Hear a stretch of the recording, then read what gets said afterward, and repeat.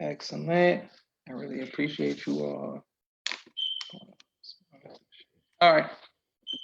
Just waiting on notification. Okay, it's gonna be coming now. And we are live. Thank you all for tuning in today for a very special edition of Off the Record as we deal with a wonderful couple who's going to give us their life and love story and help inspire people to keep believing in love. I want to thank you all, Brother Michael and Sister Shanton, for coming on. I said it right? Did I say it right? Okay, hold on 1 second. Did y'all hear me, Brother Michael? Could y'all hear me? Oh, goodness.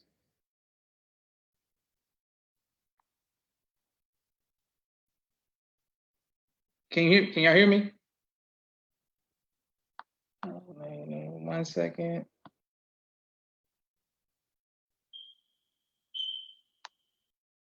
Brother Michael, Sister Shantan, can y'all hear me?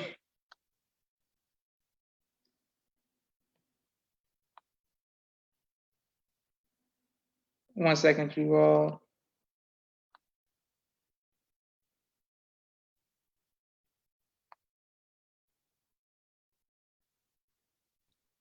Can y'all hear me, Brother Michael? I can't hear. Can y'all hear me?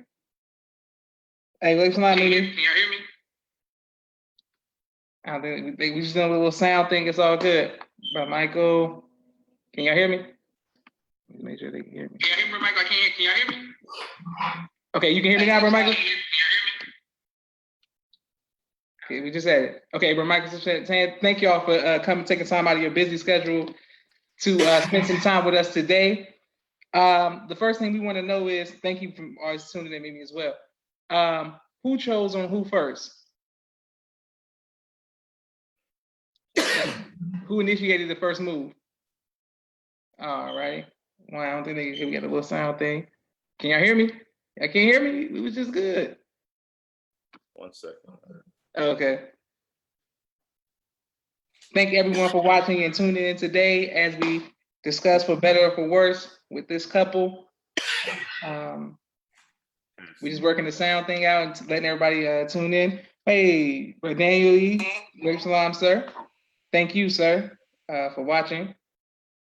Holding it down for Chicago as usual. Okay, I think we. Okay, you ready? Sound. One moment, bro. Yes, sir. All right, well, we were letting everybody, the couple come on. Thank you all for watching. We have some great questions for this couple. Dealing with love and does love matter? Please continue to write your questions. You can hear them now, Mimi. Thank you very much for that. Hey, Sister Kathy Brown. Thank everybody for watching, letting us know your questions to this couple. Can you all hear me now? Yeah, we can. Yes, sir, we can. Okay, excellent. Well, we want to ask who chose on who first? Like, who made the first move? The first move. Pardon me, brother. Yes, sir. Well, our story is a little different. We actually, I met my wife at the job. I work for the city transportation, and I,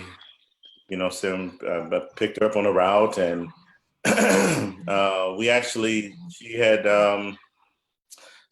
stepped in some mud, so I was helping her with some tissue to clean off her shoe. Okay. And I made it all the way around to the end, and it was when she was walking away. I don't know exactly what it was, brother, but it was something about her. I knew at that point that she was going to be important in my life some kind of way.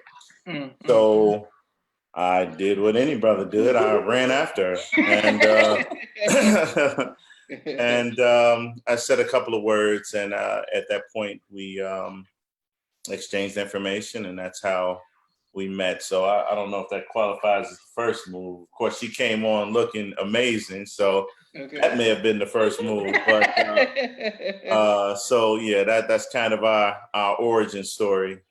So I guess we both kind of made that first move, she made it work. So Okay. Yes, ma'am. Now, sister, why did you accept his move, or why did you accept the what was it about him that made you interested back? He was very handsome to me when I saw him, but uh, when he helped me with my shoe, he did not he didn't come on to me. He was very respectful. He was just a gentleman.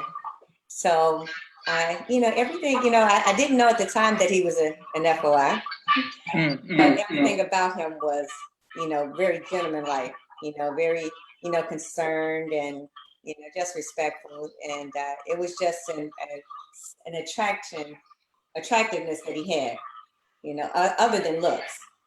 Yes, ma'am. Okay, excellent.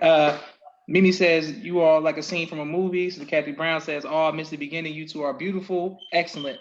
Who said "I love you" first? I love you first. Who said I love you first? I told you that I told her that I loved her first. Is there? Okay, wonderful.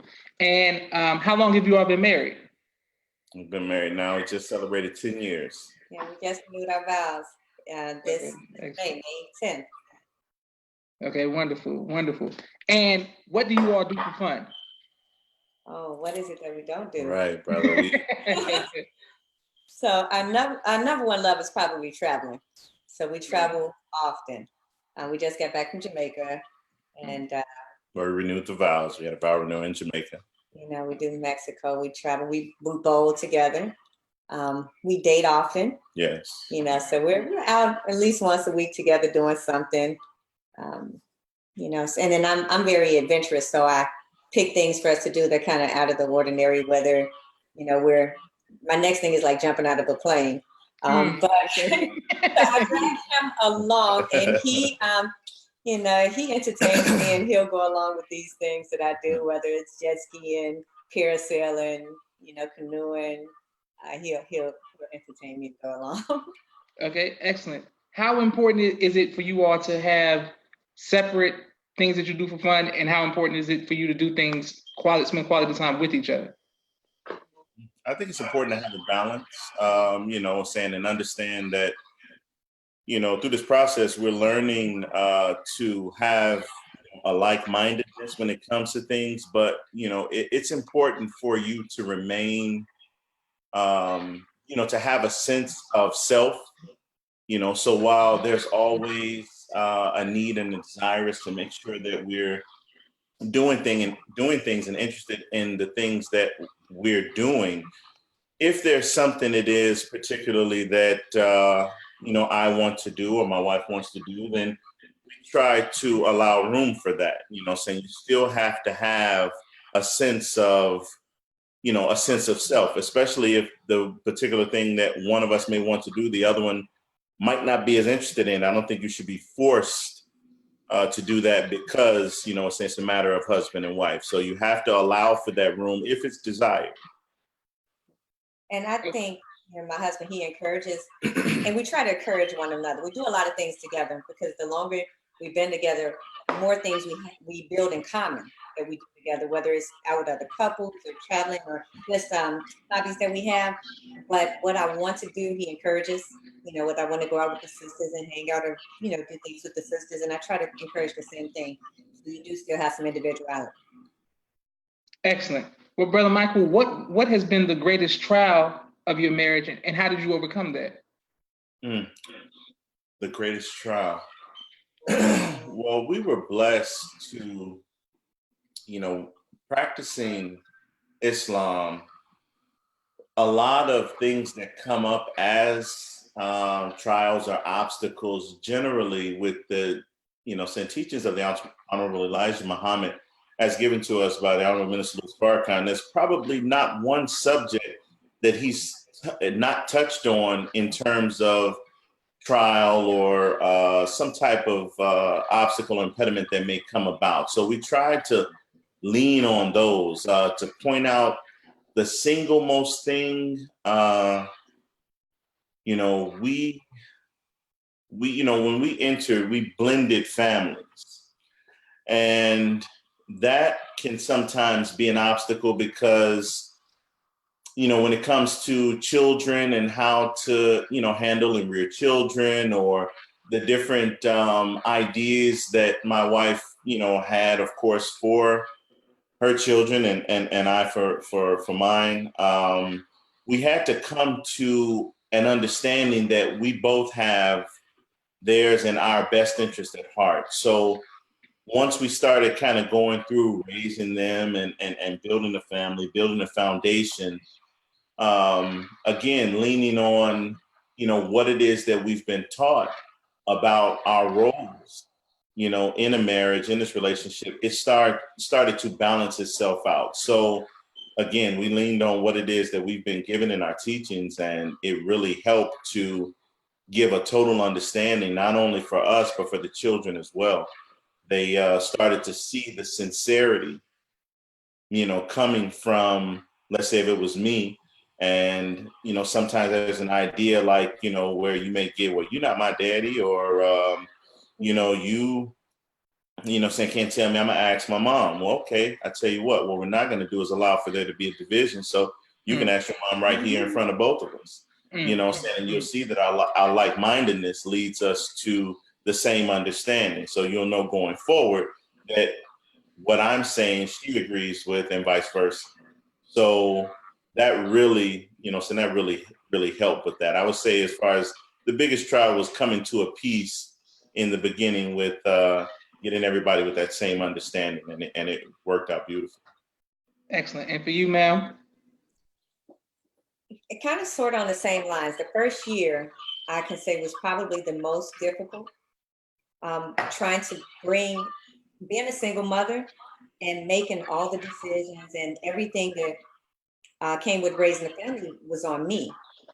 So to relinquish that and have a joint understanding of raising children, and and allowing someone else to lead me and lead the children, was very difficult to let go of that at the very beginning, because if it didn't work out, I felt like I had myself to blame. But understanding, the minister told us once, he said, we chose the husband, you chose that man to lead. So understanding I had to trust my husband to lead the family, and that his decisions were going to be good for us because he has our best interest in heart. So it is still along that same line. So that first year, we kind of melding families, and understanding that we both have a common interest in the success of the family and the marriage. So that was it. Okay, excellent. And thank you all for watching. Brother Ernest says, what characteristics drew you one to the other?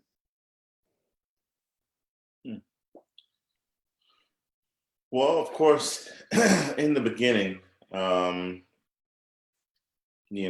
keep it, keep it 100. I was attracted to my wife, and it was the other things that I started to see as we, grew in our, in our courtship, and our starting to understand and one another's characteristics. My wife, she's a good person. I mean, at the end of it all, she's a good person. She's a great mother. She's a wonderful friend. She is truly my helpmeet, and she always, women grow, raised much more selfless than men. We're taught to, take care of the business, take care of ourselves, make sure that we have things in order. She was always not only in support of what it was that, we needed to do, but the ideas and things that I had for us going forward. She's more into it the moment I mentioned it. Before I put pen to paper and started bringing the ideas that I have into reality, she's already searched online and checked into this. So, she truly, is my rock. So that characteristic alone, when I know that I have a backing like that, I don't have to concentrate so much on myself, and I can concentrate more on what needs to be done for my wife, for my family, things like that. So that was a beautiful example of exactly what it is that the sisters class, the MGT, is truly training, saying the sisters to really be that for the man. So amazing. I mean, it's truly been, Excellent. And for you, ma'am?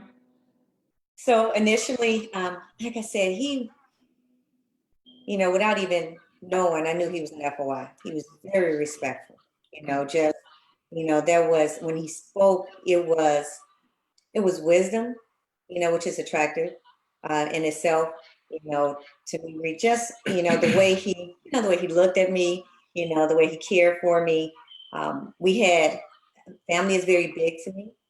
And, we had common interest in that way, he knew that, the family was important to him as well. So those things were, what drew me to him. It was just his, it was something just natural about him. I don't know if it's the God in us, but it was very, that was, what I saw in him. Excellent. And thank you all for your questions and comments. And I'm coming to them right now, Sister Khadija, Kathy Brown as well. Okay, this podcast is sponsored by my sister Miriam's book, ABC I Love Me. Get it on Amazon, politically oppressed t-shirts. And my second book, which is a children's book called Cleopatra, is on Amazon as well. Boom. Khalid Shakur says, hey, mama, I love you. Khadija says, ASL Excellent Khadija. So Kathy Brown says, did you see any red flags when courting? And if you did, how did you handle those? Yes. Yeah.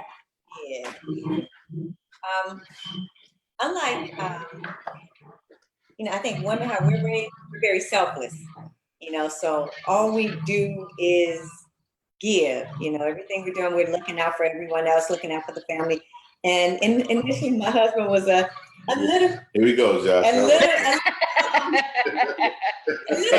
I would say maybe, I don't want to say selfish, but he was very concerned about himself. So, whereas, and it wasn't just in the beginning, it took some time for, it to go away. Like if I eat, and it's, sometimes it's just the little things that really make big deals. If I go out and I buy a snack for the children, I buy for myself and I buy for him. He may come in with something just for himself and just sit down. He'll offer me some, but he didn't think, maybe I should just get her on. So I think those, so I try to tackle them very, very own, but old habits die hard.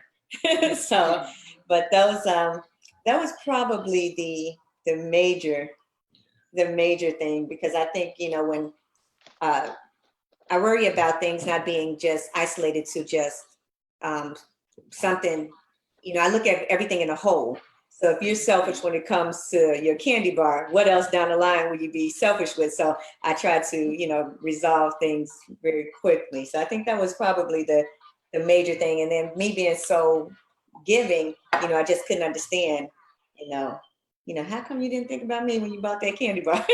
So. That makes sense. Brother Michael, with any red flags that you saw?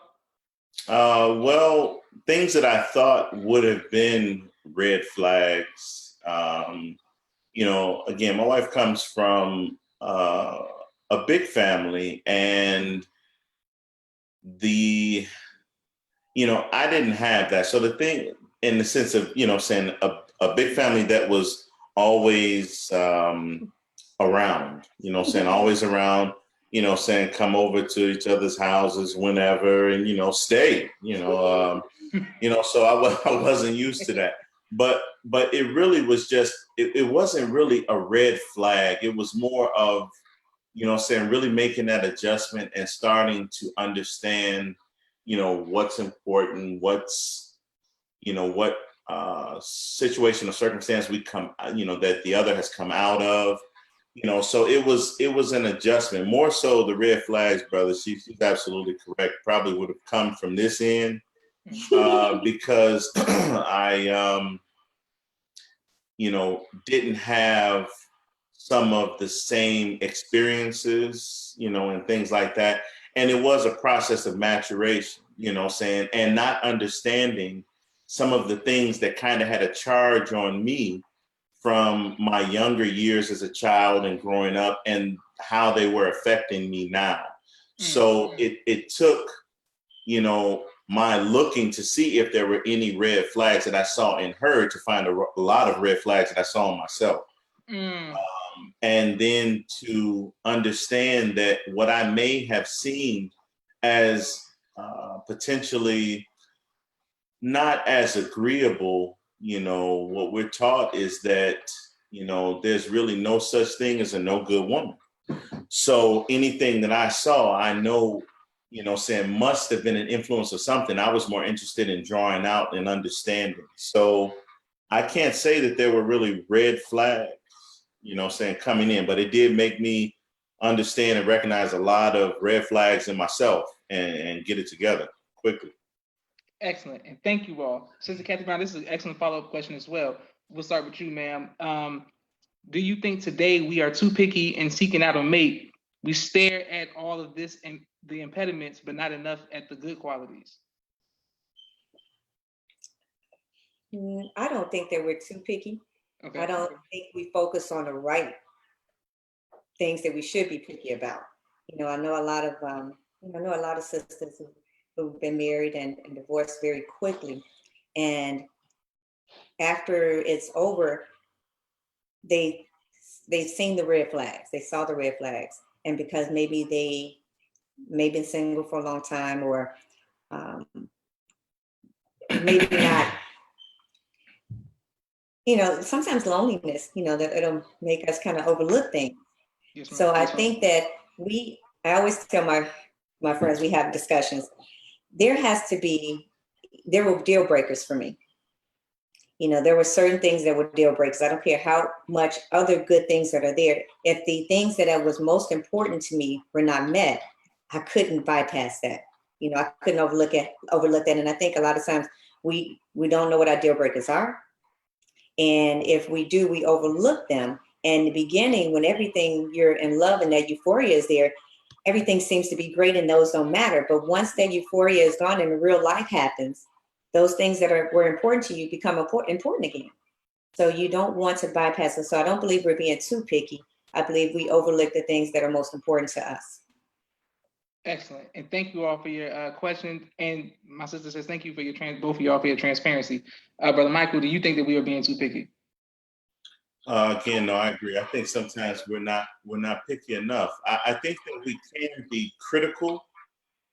I don't know if the word would be, saying picky. In the courtship process, there should be very candid, conversation. Things should come out that a lot of people are sometimes afraid or nervous or unaware about what exactly should be discussed. Because remember that, this whole thing is a process. So a lot of us, if we'd have known some of the things that, we may not have asked in the beginning, we may have made a different choice.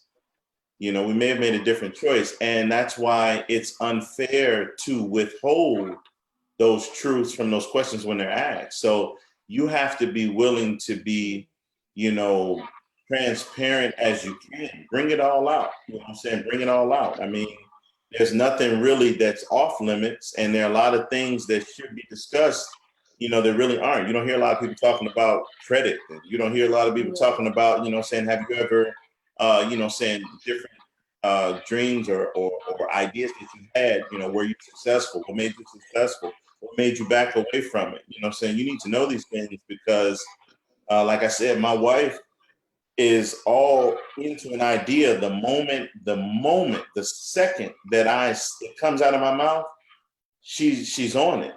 That's not something that we necessarily discussed, but it's been a tremendous help me. And had I have known that was a strength for her, that's something that I would have said, I get a little slow in the process of bringing this into reality. She's not slow about that at all. So, had we talked about that, I would have seen that would have been another positive. But I would say that we can't be picky, but we definitely need to be critical.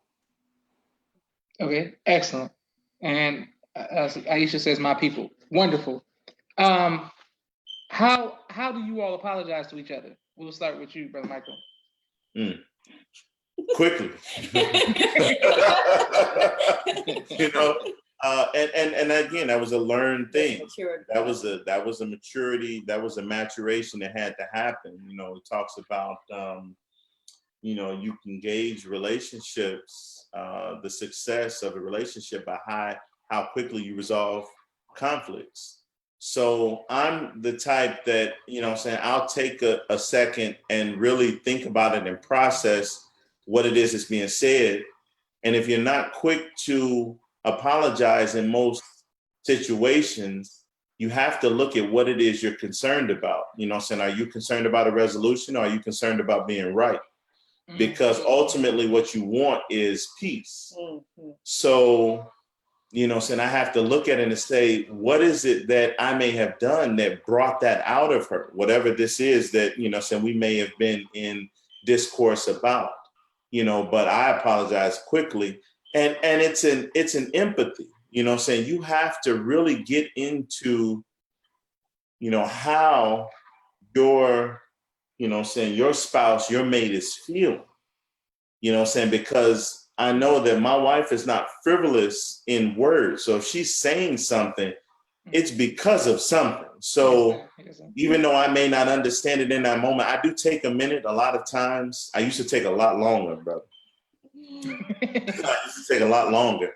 But then I started to realize that, you know, saying this is my, you know, saying this is my wife, this is my baby. So I don't want, you know, saying I don't want her to all the things that you can think about, you know, saying in a very short amount of time. I don't want her mind wandering over that. Let's try to see where, you know, saying the resolution is, you know. So that's what I'm striving, you know, to be diligent in doing. Okay, excellent. And ma'am, how do you apologize? It is a maturation because before saying I'm sorry sometimes is very, very difficult. Just to even say those words. I would have preferred, you know, in the beginning, I would just, you know, make his favorite dinner. You know, that would be apology. You know, that way I didn't have to actually say the words. But it's important to hear those words, to know, you know, not just the words, but just the empathy behind them. And a few years ago, we actually stepped into, because things that you may have apologized for came up later. Because they really weren't a sincere apology. Maybe you just wanted to get to peace again. And we actually took out the steps of atonement and followed the steps to get to a resolution. Because those things that we just apologized for just to get through the moment, they would come back.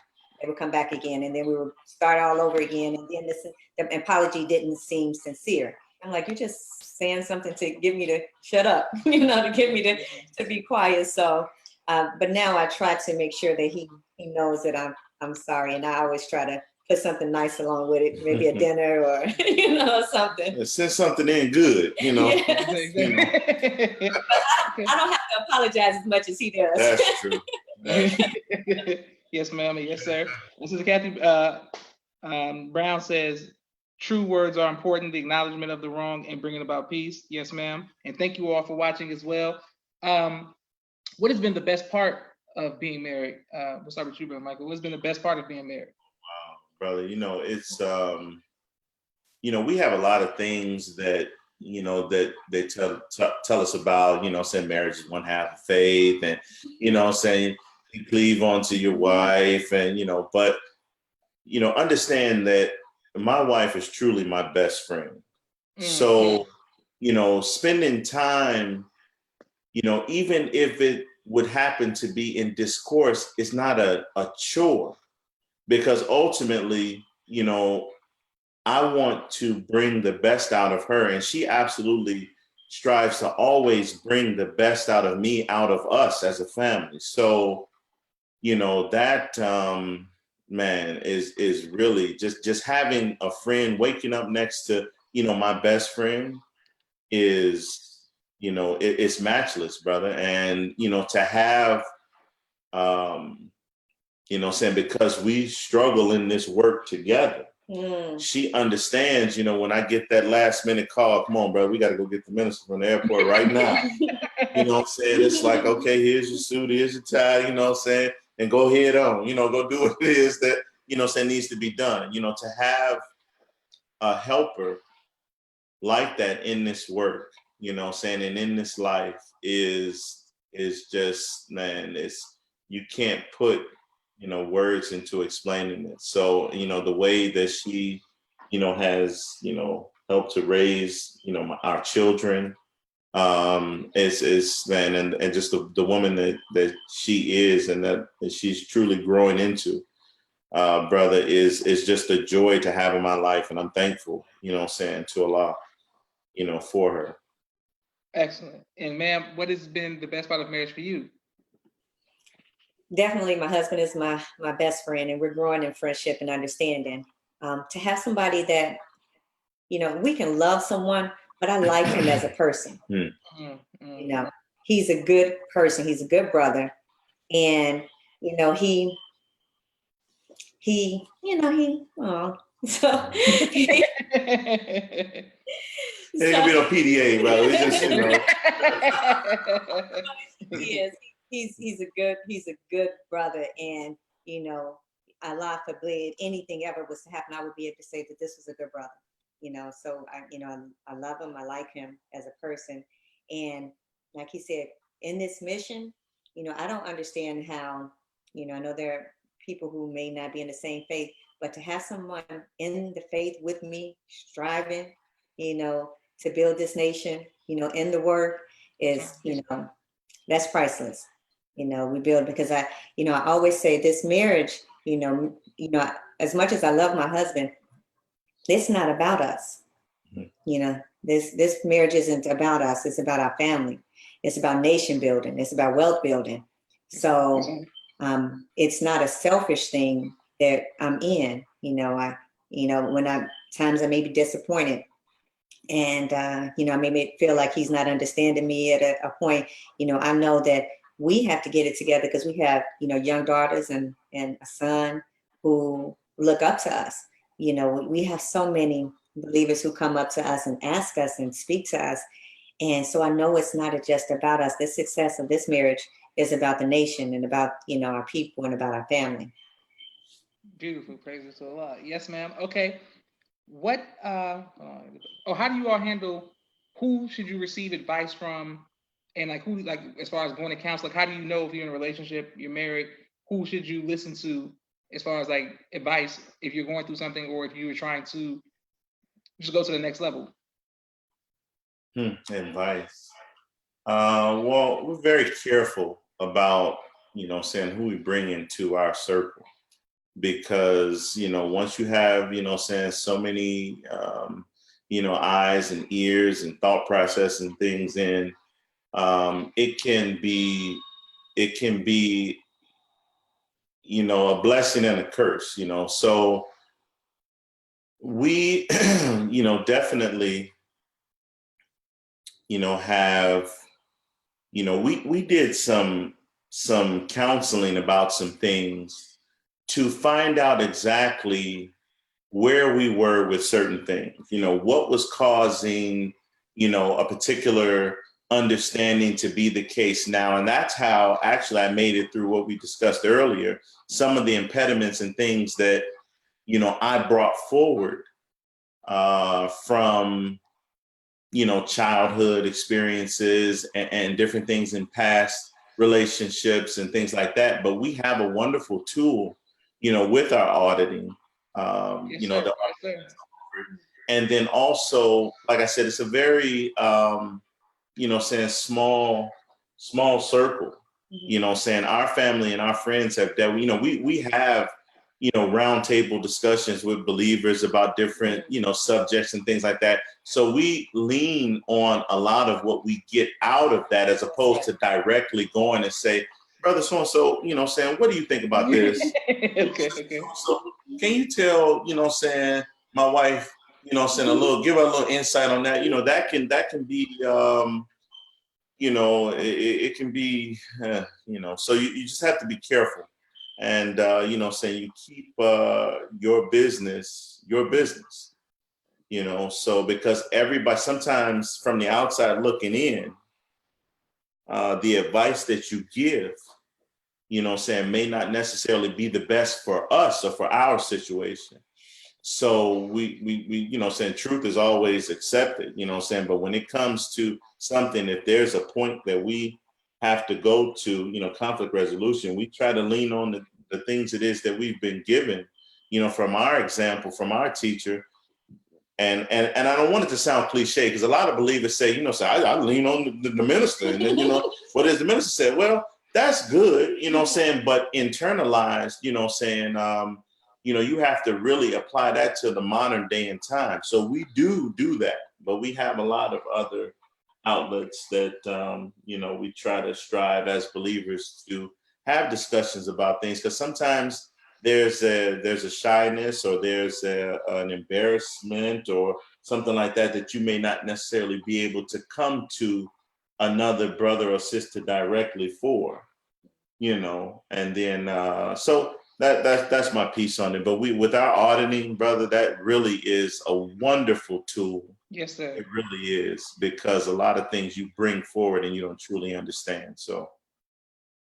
Excellent. Ma'am, I was going to ask you, what advice would you give to future mothers?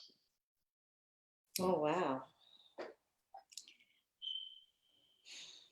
Goodness. Okay, so for future mothers, man, spend time with your daughters, understand them, try to, a lot of times what's so beautiful about the minister, he's in touch with every age group, so he can relate. A lot of times we lose that with our girls, and we have to be able to relate with them and not come to them from a place where they feel as though we think we're perfect and we haven't made the mistakes that they've made. Be honest with them.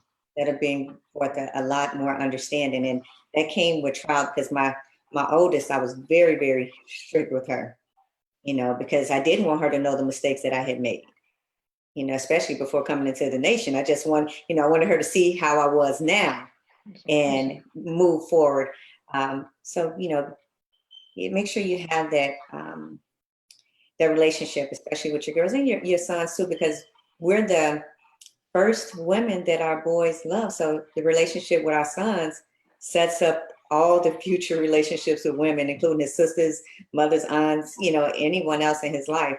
So, just to, develop those relationships. And, my children were very blessed to be at Muhammad University and come out of Muhammad University. But even if you can't get to Muhammad University, and they're forced to go to the public schools, continue to instill in them a love for themselves and understanding of who they are, because the school system is just not designed for us. Yeah. So excellent. Okay, now, Brother Michael, before I ask you your next question, I wanted to follow up with the auditing. So I'm big on auditing as well. I've seen what it's done to my life and people around me. Suppose you are interested in someone and they aren't on the same, they don't see auditing as you, the same way you do. How do you go about that? Well, there's no compulsion. We have to, give them the level that they're ready to digest. So you can't give them the meat of it, saying as a baby and the understanding, saying you have to start them off with the cream, the best of it, saying you'll spoon feed them. And ultimately, truth is one of those things where that seed has to go down, before anything comes up out of it. So, if we learn how to, give a little bit and then just wait, saying give a little bit and then just wait, because in order for you to get the full effect of, the auditing, and those that have ever been audited will tell you, you have to open up to, really not only, it's not confession. That's not what you do. It's really coming face to face with all of the things that now, that you're, whether teenager or, adult or even, adolescent, that, saying have had that effect on you. And that's when you start to see the benefit. We don't understand even all the things in the lessons that, I grew up, under these teachings. So English lesson number C1 and student enrollment, actual facts, we recite those things backwards and forwards. But in English lesson C1, there was a question that was asked as, we fear the devil because he gives us nothing, and why do you fear him now that you're a big man?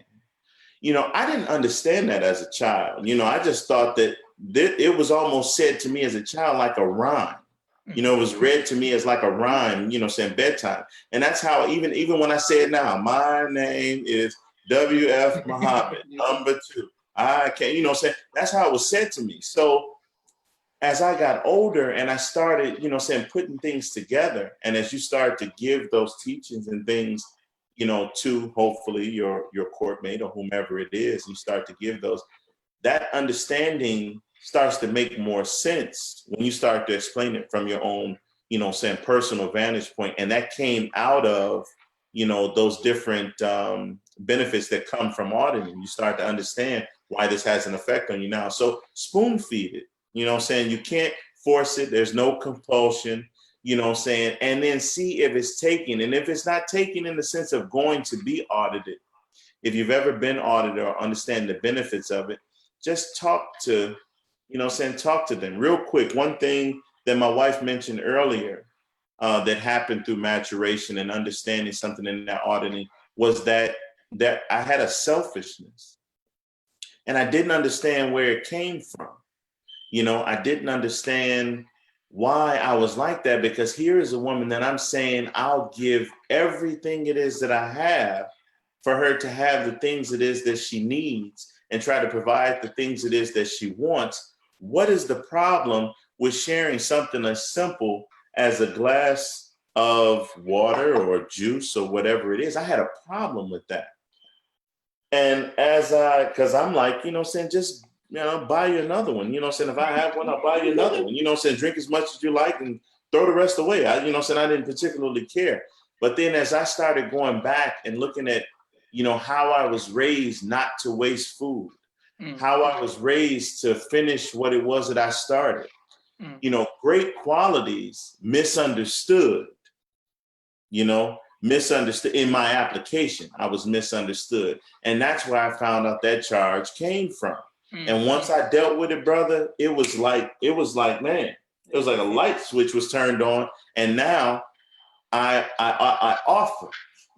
Now I offer. Now she doesn't have to ask. Now I offer. So that is just one of those effects that seems so simple, but it's a benefit of auditing. And then if I share something like this, like, what? I think I, need to get some auditing too. Maybe it'll help me, with this, that, or what have you. So spoon feed it like we should, these teachings, and not just give the gist of it all at once. Excellent and great responses. Thank you all for watching. Brother Eric says, so vitally important to recognize our faults and wrongs and make atonement for them. And Sister Kathy Brown, all praises to Allah. Thank you all. Brother Michael, what advice would you give to future fathers? Man, spend time. I remember the minister said that, this work is critical, it's important, but if he had to do it, over again, he really wished that he would have spent more time with his children. Family is just as important.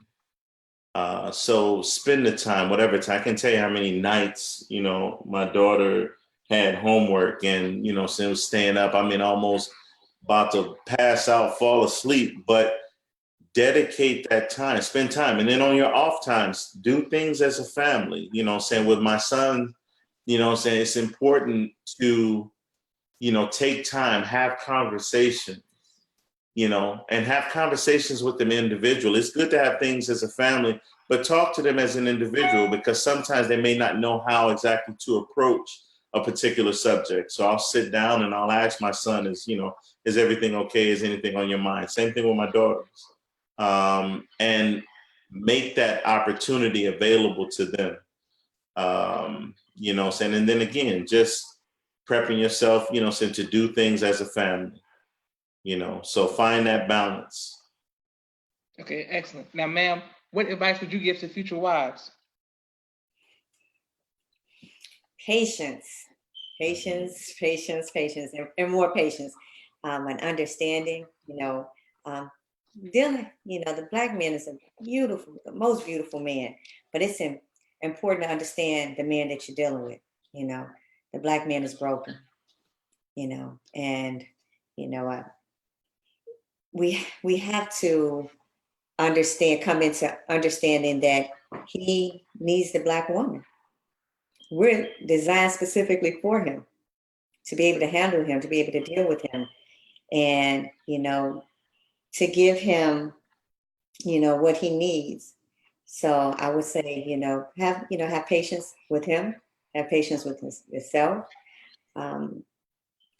Understand even before marriage, though, just understand what it is. You know, don't make a hasty decision. You know, understand what it is that you need. You know, because if the brother, you know, I think sometimes it's unfair. You know, we sometimes we take like even things like finances. You know, it would have been unfair. You know, I was a single mother of 3. You know, to court and marry a brother who could not afford a family. You know, so that you may, he may seem like a good brother, but the hardship that you're putting on the marriage even before it starts, is important, so I don't want to put that on a brother who can't financially support, a family. He may be a great brother for a sister who they can start a family and grow together. So understand what's important, and be fair to the brother, be fair to yourself and what it is that you need, and be fair what you can give, and be willing to make compromises without being compromising, because marriage, there's a lot of compromising that you have to do. And the minister said a lot of times as a woman, you're gonna take the low road. I mean, you're gonna feel underappreciated, and so just understand that there's a greater work. Marriage is not easy. It's not to the swift. It definitely is to those who want to endure it. And always, we never feel like we have arrived. We're always working. It's never a time that we've arrived. It's always a constant. I always do a pulse check. Hey, how's everything going? How you feel? You need anything? You feel like you're not getting anything? Or, so I try to, so that's important, to gauge the marriage and make each other a priority. Sometimes when we have families, we put the children before ourselves. But eventually they grow. They get married, they leave the home, and then your husband, who's here, you've been putting him on the sidelines, and not so eager to, he's been trying to do something else. So put each other first. We don't let anyone else come between us. No children, no one else. We put each other first. We date often. Yes. We have hobbies that we do, so we have things that we do together. To build a friendship, to build that bond. And celebrate each other's successes, and that. So I think that those are things I would, give to a wife to be. Excellent. And Brother Michael, what advice would you give to future husbands? Well, to future husbands, saying make sure that, you really look at yourself and see if you're ready to be, what a husband requires.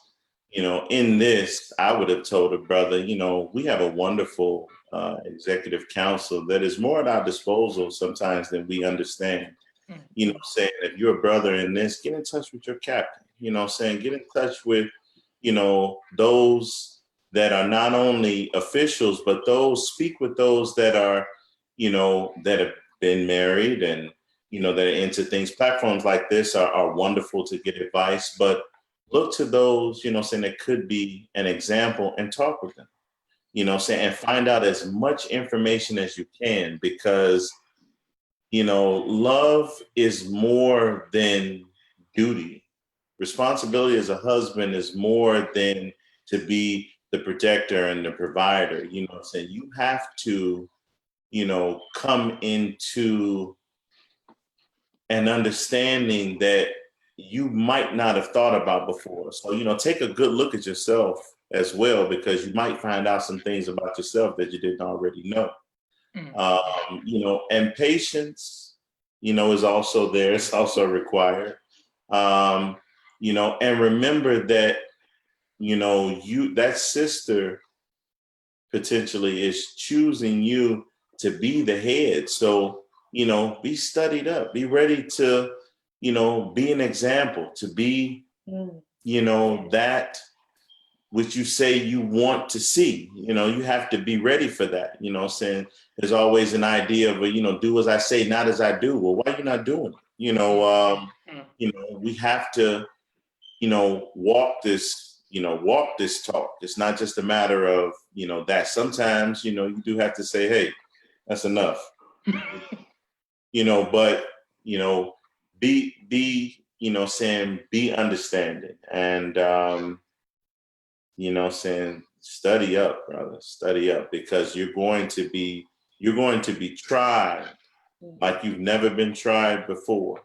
And it might not just be an obstacle coming from your wife per se, but when I tell you that the weight that's on your shoulders as a husband, as a father, you have others that are dependent on you now. So, make sure that you're in a position to prepare yourself, saying to speak with someone, really, really, really try to ask the questions to see if you're actually prepared, and be humble enough to accept the answers that you get from those. If it comes back that it might be no, you're not ready yet, brother. So, that's my, input on that. Okay, well, excellent. I thank everyone for watching. I've gained a lot of knowledge and information and inspiration, and I'm sure that others who watched has as well. We'll put this on YouTube, on Off the Record, Shanton Muhammad. You can like and subscribe. Thank you very much for taking time out of you all's busy schedule to have a conversation with us about something that's very serious as far as love and marriage. Thank you so much for inviting us. We enjoyed it. And Brother Joshua, before we go, I wanted to share something. Brother Nuri, who's a really good friend of ours, a wonderful brother, he has a set of books. My daughter has the other one, but he has this book that is,